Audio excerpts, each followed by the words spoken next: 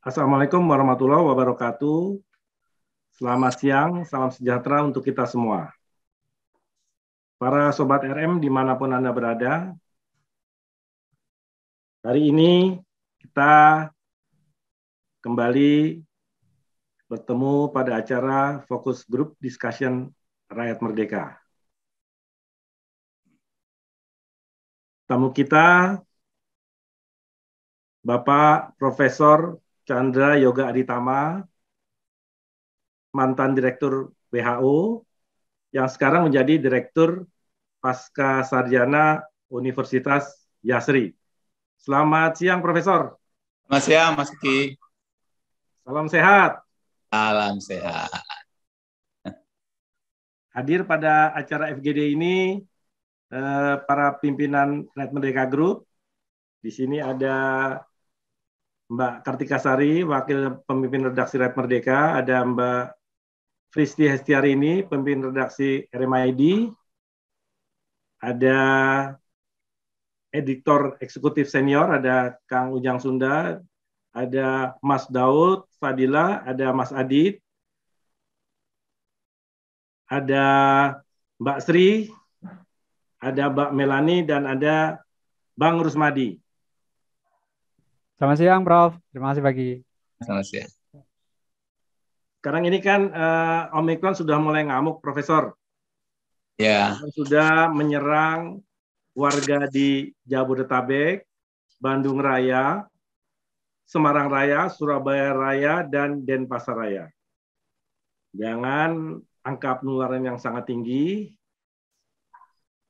tentu kita berharap bisa diatasi dengan baik oleh tenaga kesehatan dan fasilitas kesehatan yang ada. Di sini hadir juga ini Kang Riki Handayani, pemimpin redaksi Rakyat Merdeka. Jadi, Profesor, kita tentu ingin mengetahui kira-kira kapan ini puncaknya akan tercapai. Apakah akhir Februari ini atau awal Maret? Kalau dilihat dari forecast yang sudah dikemukakan oleh Menkes dan Wamenkes yang mengatakan puncaknya mungkin 2-3 minggu lagi dari seminggu kemarin, dengan angka penularan harian rata-rata 100 bisa sampai 150.000 kasus positif. Ini apakah nanti akan membuat fasilitas kesehatan, terutama ruang perawatan dan ICU akan penuh atau tidak? Karena banyak pasien COVID itu rata-rata sekarang ini mild, meski ada yang bergejala ringan dan sedang. Rumah sakit juga belum terjadi lonjakan yang signifikan, bahkan 1, 2, 3 hari terakhir ini ada naik turun. Jadi memang situasinya masih unpredictable, belum bisa dibikin forecast secara lebih neuter, artinya berdasarkan data statistiknya masih ini naik turun, jadi ada fluctuate data. Apakah ini akan tergantung dari banyaknya tes atau apakah memang cepat orang sembuh, katanya ada yang 4 hari, 5 hari, 6 hari, tapi juga ada yang sembuh baru 2 minggu. Begitu, Profesor, kami ingin mendapat penjelasan soal bagaimana caranya mengantisipasi kemungkinan terjadi lonjakan yang sangat tinggi di puncak Omikron nanti. Silakan, Profesor. Ya, terima kasih Pak Iki. Bapak-Ibu sekalian, terima kasih sudah diundang lagi. Saya share screen ya. Sebenarnya sebagian besar tentu teman-teman sudah tahu semua begitu ya. Cuman saya review aja ulang tentang Omikron. Kita tahu kalau bicara Omikron ini, maka ini kan sudah tahu bahwa dia pertama kali ditemukan 9 November, mana dia start selesai. Push.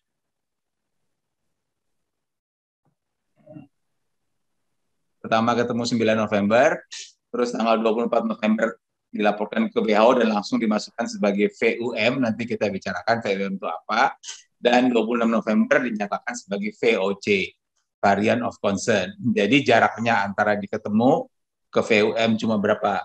13 hari, 17 hari sudah jadi VOC. Kenapa cepat banget? Karena varian ini punya banyak mutasi. Saya kira semua sudah tahu, sudah berkali-kali disebutkan. Kalau mau tahu mutasinya antara lain ini, tapi oke lah, banyak mutasi. Nah, saya mengingatkan saja kalau WHO punya 3 pengelompokan virus. Varian, maksud saya, bukan virus. Variannya COVID ini. Yang satu namanya VOC, yang satu namanya VOI, yang satu namanya VUM. VOC ini yang tingkat kewaspadanya paling tinggi, yang katakanlah bukti ilmiah sudah lengkap, ya. Jadi per hari, beberapa hari yang lalu, saya belum sempat ngecek 1-2 hari ini, mungkin aja berubah, tapi saya kira belum berubah. Yang namanya VOC itu ada 5, alfa, beta, gamma, delta, dan omikron. Tadi saya sudah bilang omikron itu butuh waktu hanya 17 hari untuk dinyatakan sebagai VOC. Jadi VOC ini yang paling perlu diwaspadai, yang tingkat buktinya paling tinggi. Nah, si delta itu, kan delta begitu menghebohkan, begitu banyak korban di dunia, itu ketemunya bulan Oktober 2020, dinyatakan sebagai VOC 11 Mei. Jadi untuk delta 7 bulan baru dinyatakan VOC, sementara si omikron 7 hari udah VOC.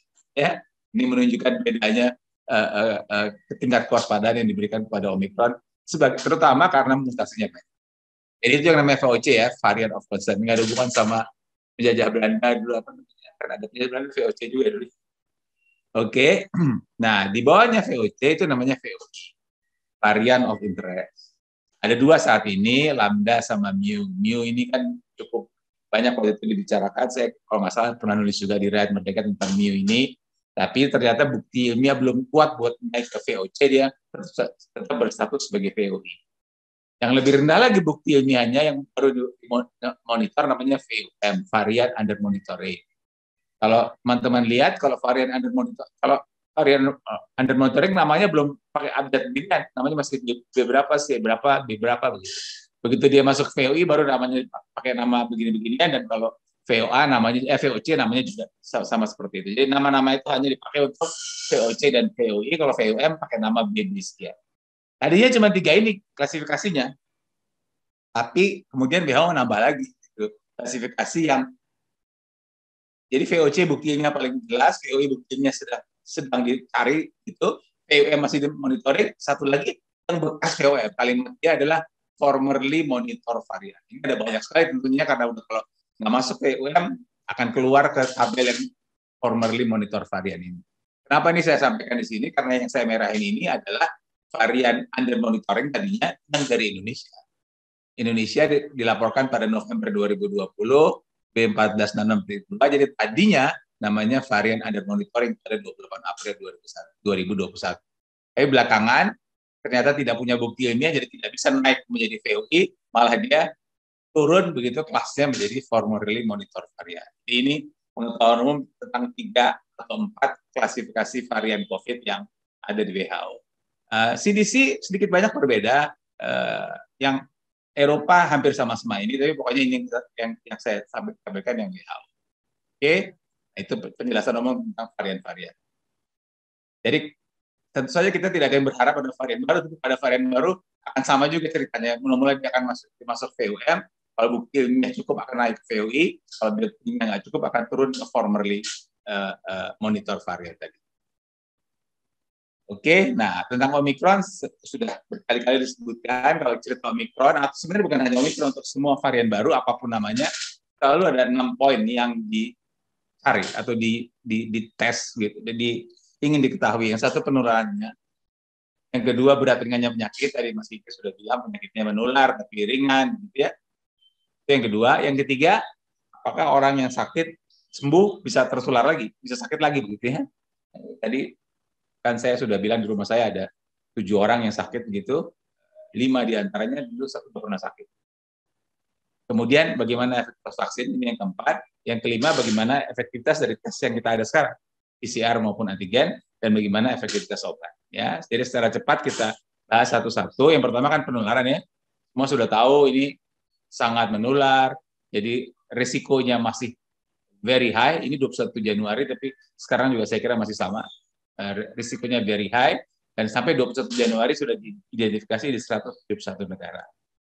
Di 6 region WHO. Jadi kalau dunia ini benuanya ada 5, kalau WHO dibagi dunia ini menjadi 6 gitu ya. Ini saya juga nggak ngerti asal-usulnya kenapa begitu.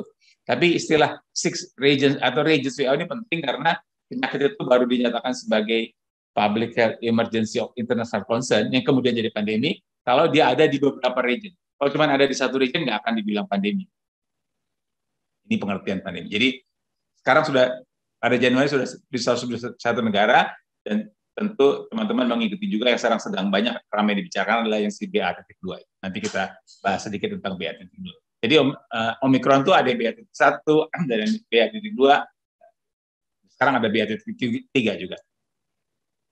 Oke, nah yang terakhir yang versi 1 Februari WHO menyebutkan, jadi kan tadi 26 November, jadi kalau sampai 1 Februari kan baru 10 minggu tuh Omikron.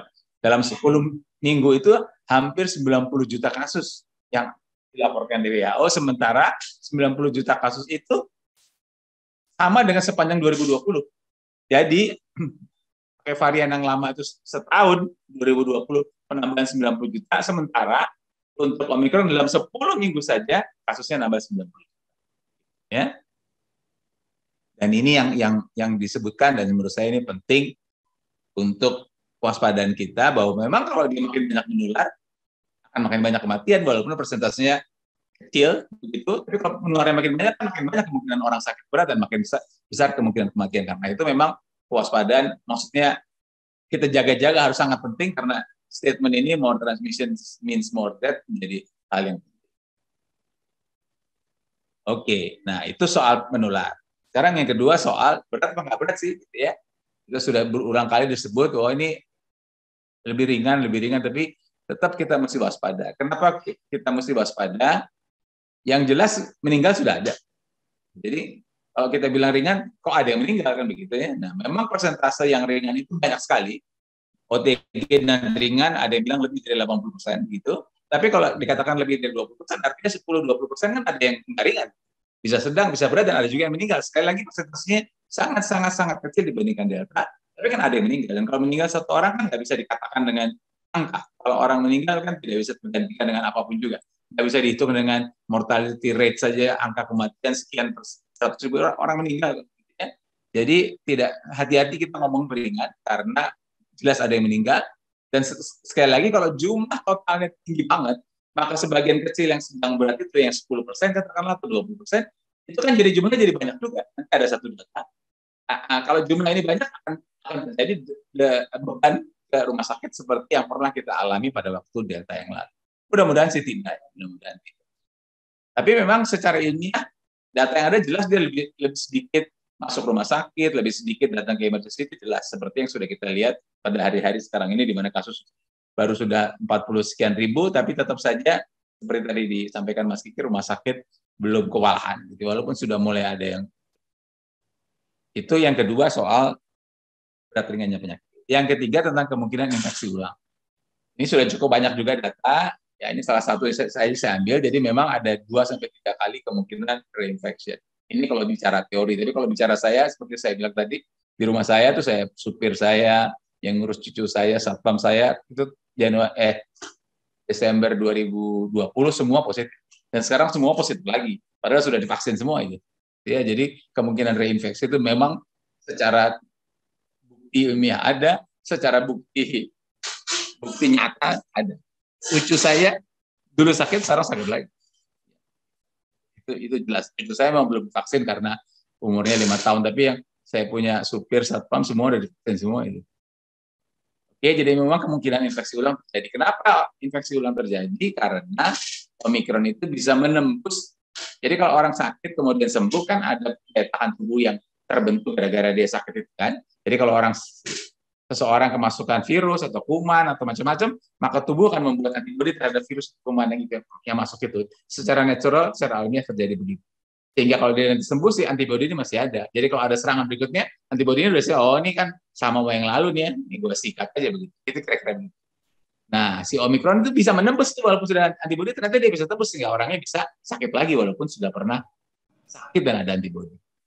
Itu logika, itu jalan, itu teorinya. Sekarang persoalannya adalah kalau sudah ada antibodi gara-gara sakit, maka pertanyaan orang bagaimana antibodi gara-gara vaksin?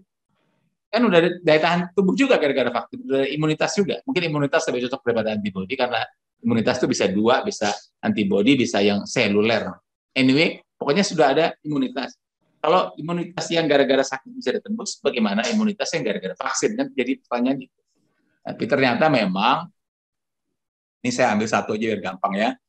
2 doses of COVID vaccine were significantly less effective untuk mencegah simptomatik. Jadi efektivitas vaksin memang turun, terutama untuk mencegah orang itu tertular. Memang masih bermanfaat untuk mencegah sakit berat, masuk rumah sakit dan kematian. Tapi untuk mencegah orang tertular memang efektivitasnya turun.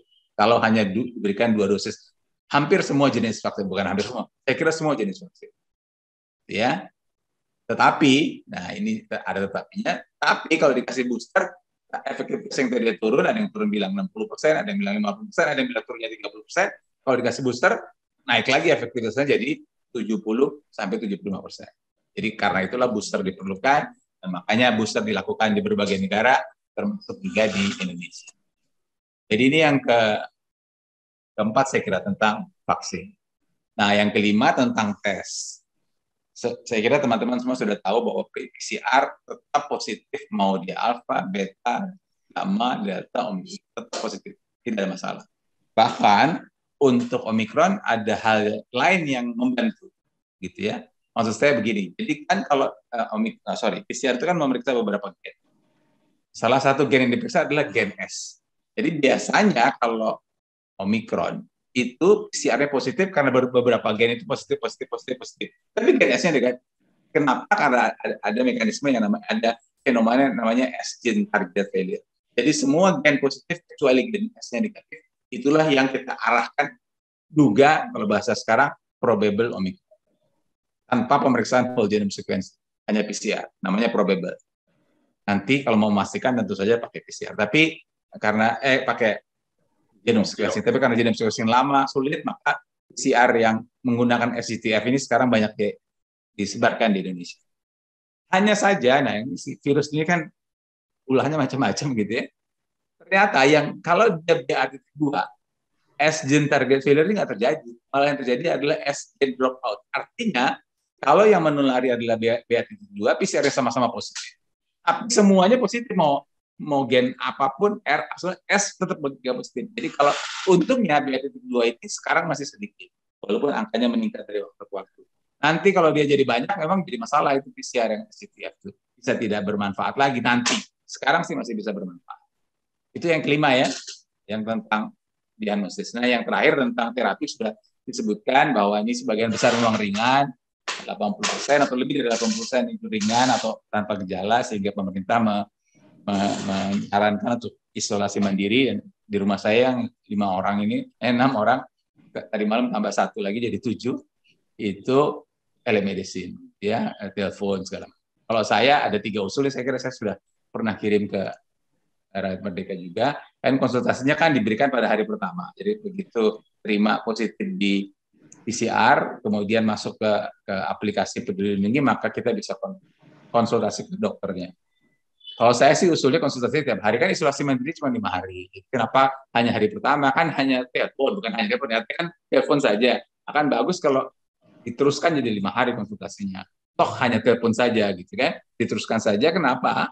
Karena hari kedua, hari ketiga, hari keempat bukan nggak mungkin orangnya tambah baik, tambah buruk. Jadi kita mesti tahu. Kalau di rumah sakit kita dirawat kan juga setiap hari dokternya, setiap hari perawatnya periksa. Jangan hanya hari pertama, tapi setiap hari. Bukan tidak mungkin juga obatnya sih sebagian besar nggak ada masalah, tapi kalau ada masalah barangkali obatnya mesti diubah dan sebagainya. Dan jadi itu manfaat yang kedua dari tiap hari. Dan bagaimanapun juga pasien lebih tenang kalau setiap hari dia berkomunikasi dengan dokter atau petugas kesehatan. Itu usul yang pertama.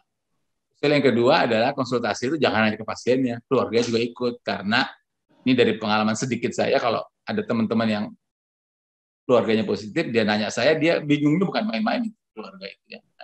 Kalau ada ibunya yang sakit atau anaknya yang sakit atau cucunya yang sakit, jadi bagus kalau konsultasi telemedicine juga melibatkan keluarga. Nah, soal alat, kalau rumah kan sebagian besar tentu punya termometer, tensimeter juga barangkali punya, tapi kan selalu disebut-sebut isolasi mandiri saja, kecuali kalau saturasi oksigen sudah turun dari, ada yang bilang turun dari 94%, ada yang bilang turun dari 90%. Tahunya dari mana harus ada alat ini? Alat ini nggak ada yang punya orang kecuali orang yang sakit tertentu. Jadi kalau saya sih usulnya kalau bisa alat ini dalam rangka tadi pertanyaan Mas Kiki untuk antisipasi ke depan gitu, hari-hari ke depan, bukan antisipasi 10 tahun lagi, hari-hari ke depan alat ini disediakan di puskesmas atau di satgas tingkat kecamatan atau kelurahan, sehingga kalau ada yang positif ini dikasih pinjem, ntar balikin lagi, kasih lagi buat orang. Ini tentang pengobatan 6 yang terakhir dari tentang COVID. Nah, sekarang balik tentang Indonesia. Kita tahu dulu kita ribut soal yang tengah, soal penerbangan ditutup segala macam karena orang masuk dari negara ini begitu. Tapi belakangan kita tahu bahwa akhirnya yang terjadi itu transmisi lokal. Dan memang ini juga pola ini juga terjadi di berbagai negara. Ini mungkin masih perlu diwaspadai, tapi yang sebagian besar kasus sudah transmisi lokal, kan datang dari luar negeri lagi. Transmisi lokal itu artinya orangnya nggak pernah keluar negeri dan nggak pernah kontak sama orang yang baru datang dari luar negeri. Jadi sudah tidak tahu lagi dari mana asal usulnya itu. Nah, dengan situasi ini, maka sekarang kita tahu semua seperti ini. Saya terus terang nggak janjian sama Mas Kiki, dia bertanya tentang puncak, saya pun juga bertanya tentang puncak gitu ya. Jadi kalau kita lihat, ini kan yang delta, ini kan yang alfa beta yang waktu orang di rumah saya juga Desember 2020 gitu ya, yang pertama ya, karena alfa atau sebagian masih varian Wuhan. Nah, ada bulan Juni kasusnya naik. Ini bulan 15 Mei kasusnya 2.100, saya ingat sekali karena ini rendah gitu kan. Naiknya bulan Juni naik, ini orang ramai, akhirnya tanggal 3 Juli pada saat kasus baru 27.000, pemerintah waktu itu menetapkan namanya waktu itu PPKM darurat sebelum berubah jadi PPKM level 4. Sesudah 3 Juli ditetapkan PPKM darurat, maka kasus masih naik sampai 50 ribuan pada 15 Juli dan kemudian turun. Kita lihat Juni, Juli, mungkin Agustus sudah relatif terkendali, apalagi September. Kira-kira 2 Juli, Agustus, Juni, Juli, Agustus 3 bulan. Nah, kemudian rendah banget selama berbulan-bulan, 100, 200, dan kemudian mulai naik lagi pada Desember, Januari, terus sampai pada 8 Februari, di mana 37.000 kasusnya. Jadi kurang lebih ya 27.000 kan di sini kalau 27.000 ya. Nah, waktu itu ditetapkan sebagai PPKM level 3 pada saat 37.000, lebih dari 27.000. Dan kita lihat masih naik sampai sekarang, 46 kalau nggak salah kemarin, dan kita belum tahu puncaknya apa. Nah, dan seperti disampaikan tadi, tidak mudah menjawab puncaknya itu apa. Tapi kalau kita mau lihat data dunia, kira-kira seperti ini. Jadi yang pertama dunia dulu ya. Dunia itu gelombang itu ada 4 sudah. Jadi kemarin saya di salah satu media orang bilang gelombang 3, gelombang 9, dunia udah 4 gelombang. Ada gelombang pertama, gelombang kedua, gelombang ketiga, gelombang keempat. Ini yang gara-gara Omikron. Dan kita lihat bahwa gelombang keempat ini yang gara-gara Omikron jauh lebih tinggi dari alfa, beta, gamma, delta. Dari delta, delta kan yang ini atau yang ini barangkali. Nah, ini kalau dibandingkan berapa kali lipat? Mungkin lebih dari 2 kali ya, 3-4 kali ya.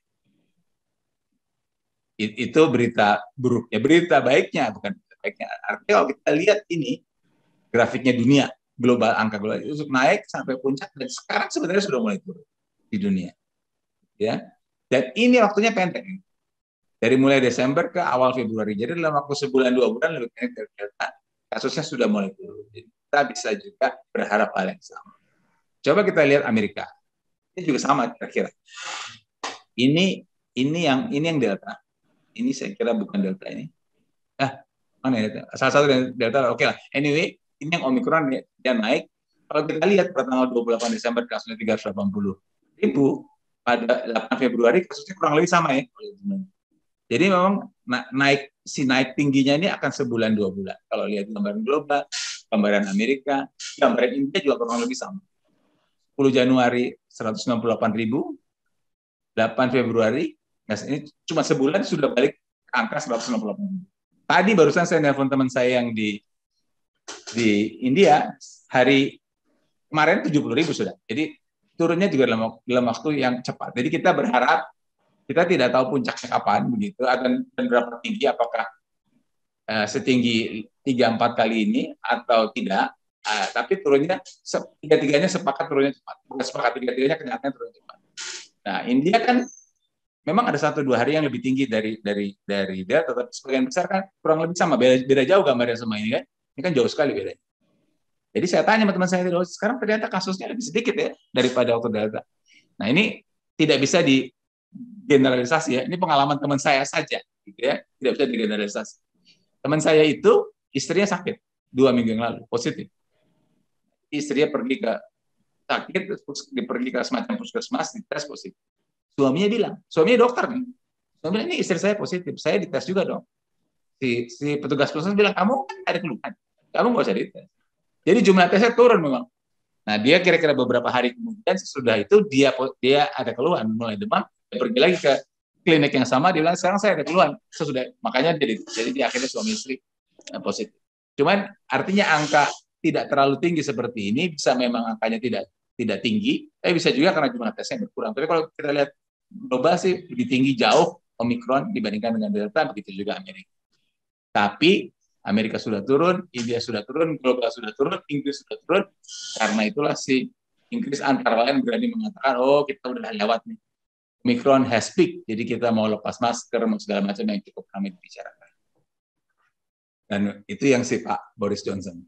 Nah, WHO juga bilang, peak-nya nampaknya sudah lewat di negara-negara yang sejak awal terhantam dengan virus varian Omicron.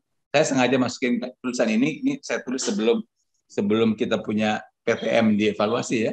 Karena pada hari yang sama dengan paper Boris Johnson ini di jurnal kedokteran ini dibilang bahwa Omicron di Inggris itu naik, angka masuk rumah sakit pada anak kecil naik gitu. Makanya saya bilang ini kalau gitu kita punya PTM 100% mesti dievaluasi. Ini yang ngomong banyak bukan saya sih. Saya antara lain. Jadi ini udah naik dan udah turun. Tapi ini kan Inggris, Amerika, India. Nggak semua begitu ternyata. Ini beberapa contohnya nih. Si Jepang lagi naik-naiknya. Dan kalau sama juga seperti yang tadi, jauh lebih tinggi yang Omicron dibandingkan dengan Delta. Korea Selatan saya kira baru ada di berita beberapa waktu lalu juga naik lagi tinggi-tingginya. Dan lebih tinggi di Omicron daripada Delta. Mau berapa kali? Ya kalau kita lihat ya mungkin 2-3 kali atau 4 kali. Singapura yang nggak bisa, orang bilang ya jangan compare Singapura lah, negara kecil. Tapi anyway, dia juga naik. Yang agak sama dengan kita adalah agak sama. Kalau ini Malaysia, jadi Delta setinggi ini, dia sudah mulai naik, bahkan belum setinggi Delta. Apakah ini kemudian akan turun, apakah akan naik terus, ikut seperti negara yang lain, kita belum tahu. Jadi kesimpulannya dari berbagai analisa ini, nampaknya dia akan naik. Kalau lihat kecenderungan akan lebih tinggi dari situasi Delta. Cuma waktunya tidak terlalu lama sehingga dia bisa turun kembali. Itu dari data negara-negara lain. Kita tentu tidak tahu pasti apakah itu hal yang sama akan terjadi di kita, tapi itu yang terjadi. Saya ambil satu ini saja yang dari Amerika ya. Amerika dia kan datanya banyak banget. Dia kan salah satu yang kasusnya paling banyak di dunia. Salah satu ya, karena saya nggak ingat, karena mungkin ada negara lain yang lebih banyak. Jadi dia ngumpulin data nih. Dia ngumpulin data kejadian pada waktu musim dingin 2020-2021, ini yang saya bilang di rumah saya, walaupun nggak ada musim dingin di Jakarta, di rumah saya ada 8 orang waktu itu yang positif. Kemudian dia bandingin dengan kejadian pada waktu Delta, dia bandingin dengan kejadian pada waktu Omicron. Ternyata jumlah kasus di Amerika, ini total ya, ini bukan prediksi lagi, tapi ini sudah CDC ya, seperti diketahui Amerika itu kan yang memimpin pengendalian penyakit menular itu namanya CDC, Central of Disease Control and Prevention. Saatnya ada di Atlanta. Waktu saya udah jadi dirjen CDC Indonesia, tentu saya udah pernah ke sana juga ya. Nah, puncaknya Omicron itu 5 kali lebih tinggi dari puncak pada waktu ini. Yang ini dibandingkan ini. So, Omicron cases is 5 times higher puncaknya. Nah, 5 kali ya. Yang masuk rumah sakit yang merah ini, maaf nggak terlalu jauh. Yang masuk rumah sakit juga lebih tinggi pada waktu Omicron dibandingkan pada waktu Delta. Merahnya ada di sini. Memang naiknya nggak 5 kali, gitu. Naiknya bukan hanya, naiknya 1,8 kali lebih tinggi. Jadi karena kasusnya naiknya banyak banget 5 kali lebih tinggi, maka si masuk rumah sakit juga naik 1,8 kali lebih tinggi. Makanya pernah juga agak kewalahan beberapa negara bagian di Amerika. Jadi ini yang perlu kita waspadai. Artinya kalau naiknya nggak sampai setinggi 5 kali begini, tentu saja kasusnya nggak akan, yang masuk rumah sakit nggak akan sebanyak ini. Jadi memang yang penting adalah walaupun sekarang semua seakan-akan ya sudah lah ini memang Omikron mudah menular, tapi kalau bisa sih memang jangan naik tinggi banget. Karena kalau naik tinggi banget, walaupun dia turun, tapi kan sempat kalau di Amerika Serikat membuat hospital admission menjadi tinggi. Karena itu bagaimanapun pengendalian supaya nggak naik terus-terusan itu penting. Jadi ini beberapa hal. Nomor 1,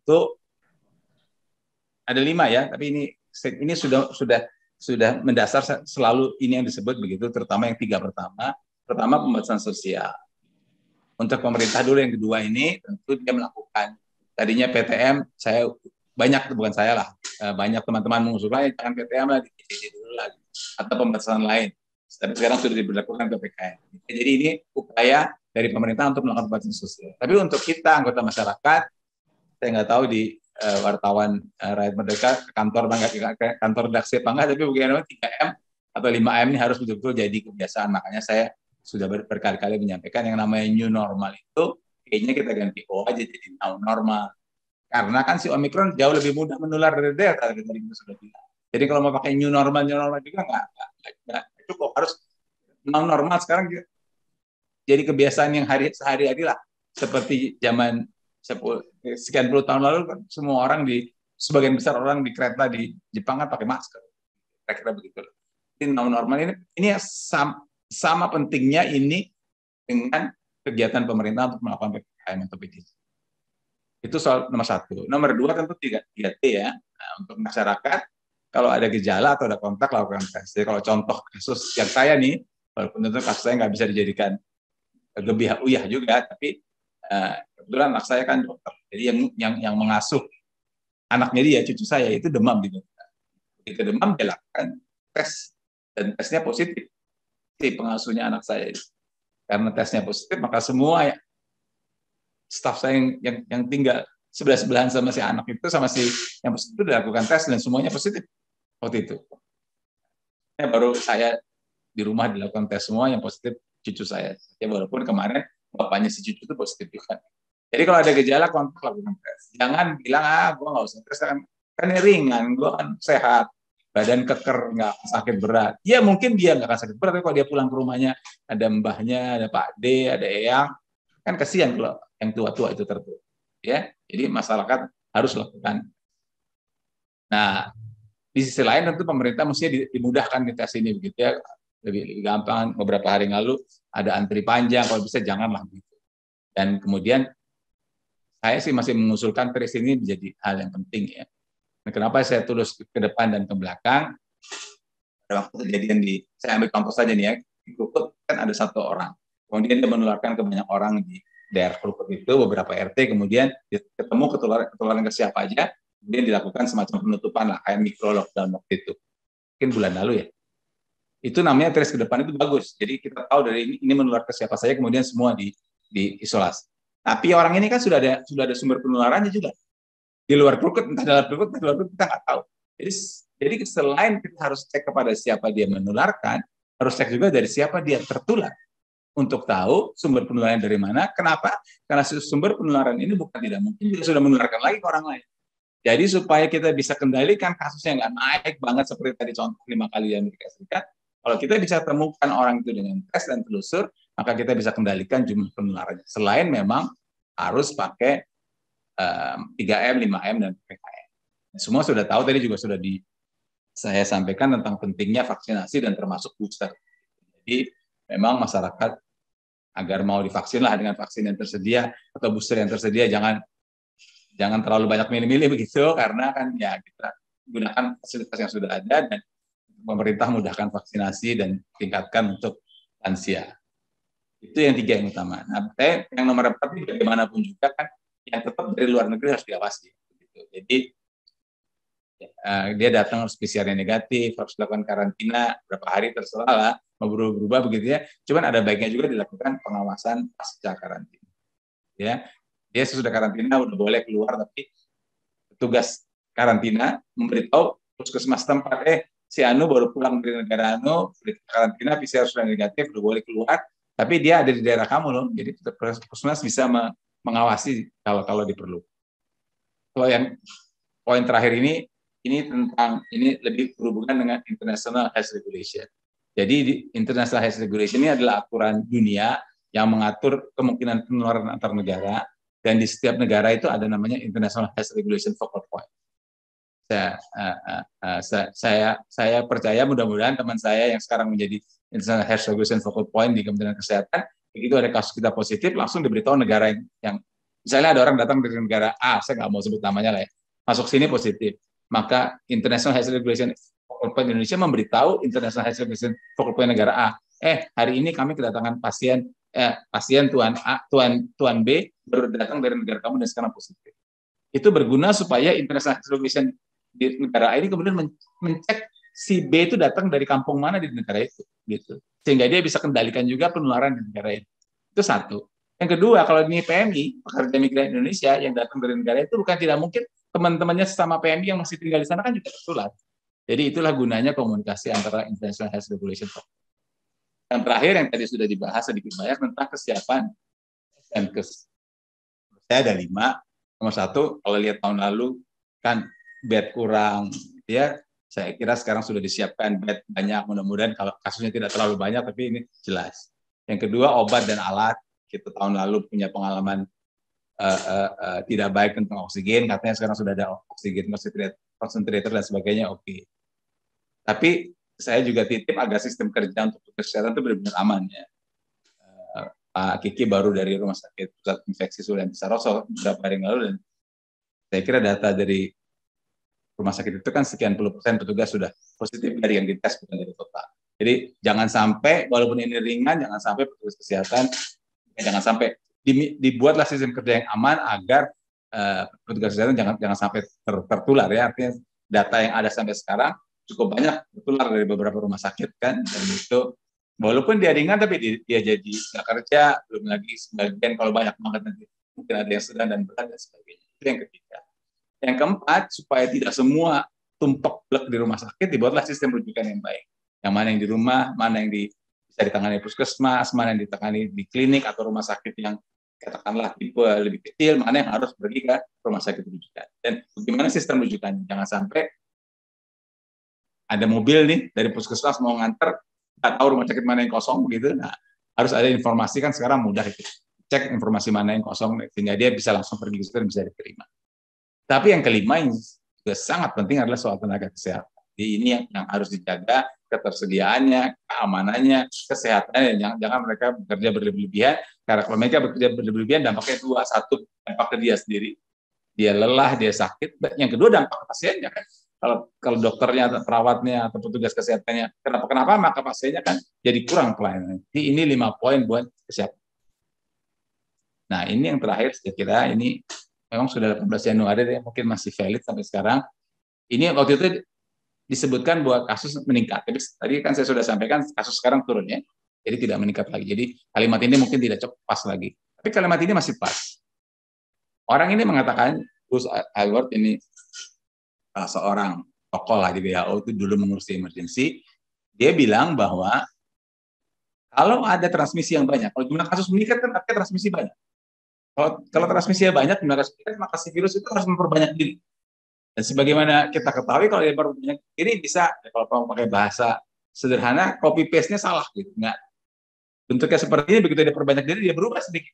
Kalau berubahnya sedikit, oke. Kalau berubahnya jadi varian baru, maka itu akan jadi masalah. Jadi transmisi yang tinggi itu bukan hanya merepotkan pelayanan kesehatan, tapi transmisi yang tinggi juga memberi potensi, belum tentu memberi potensi virus berubah menjadi varian baru. Itu yang mesti kita hindari. Ini salah satu alasan kenapa transmisi yang tinggi terus ditekan. Selain untuk menurunkan rumah sakit, menurunkan ini, tapi juga untuk mencegah varian baru. Dan di WHO Director General pada 18 Januari ngomong, the pandemic is nowhere near over. Saya kira itu aja, Mas Kiki, teman-teman sekalian. Assalamualaikum warahmatullahi wabarakatuh.